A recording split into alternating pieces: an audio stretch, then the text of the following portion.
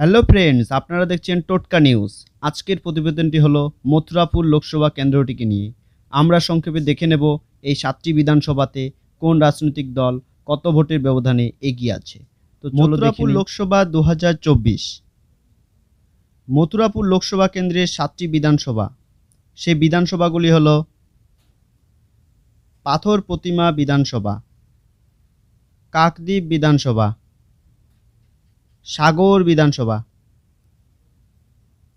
কুলপি বিধানসভা, রায়দিঘি বিধানসভা, মন্দির বাজার বিধানসভা, আরেকটা হচ্ছে মগরাহাট পশ্চিম বিধানসভা। এবার আমরা দেখব বিধানসভা অনুযায়ী মথুরাপুর লোকসভা ভোটের ফলাফল। প্রথমে পাথর প্রতিমা বিধানসভা দেখব। এখানে বিজেপি অশোক কুমার পুরকাইত, তিনি মোট ভোট পেয়েছেন 89,717টি।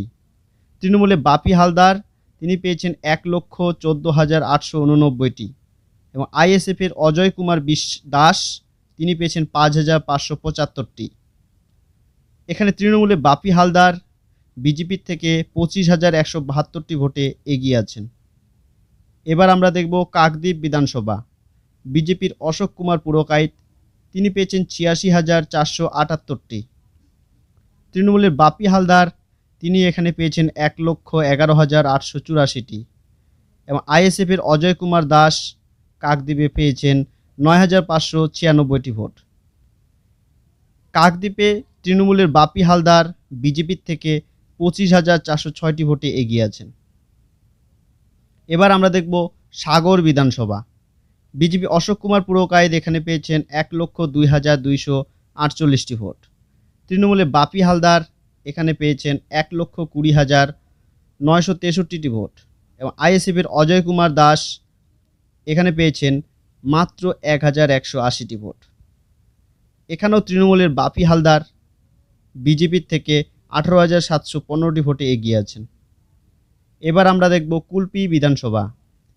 এখানে বিজেপি অশোক কুমার পুরকাইত, তিনি পেয়েছেন 60,727টি। তৃণমূলে বাপি হালদার কুলপিতে ভোট পেয়েছেন 92,773টি। এবং আইএসএফ অজয় কুমার দাস কুলপিতে ভোট পেয়েছেন 24,729টি।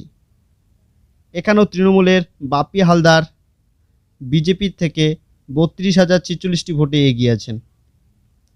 এবার আমরা দেখব মন্দির বাজার বিধানসভা। অশোক পুরকাইত বিজেপির, তিনি পেয়েছেন 73,528টি। তৃণমূলে বাপি হালদার, তিনি পেয়েছেন 93,939টি। এবং আইএসএফ অজয় কুমার দাস, তিনি এখানে পেয়েছেন 15,549টি। এখানেও তৃণমূলে বাপি হালদার বিজেপির থেকে 20,411টি ভোটে এগিয়ে আছেন। এবার আমরা দেখব মগরাহাট পশ্চিম বিধানসভা।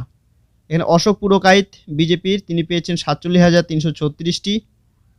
তৃণমূলে বাপি হালদার, তিনি পেয়েছেন 1,04,337টি।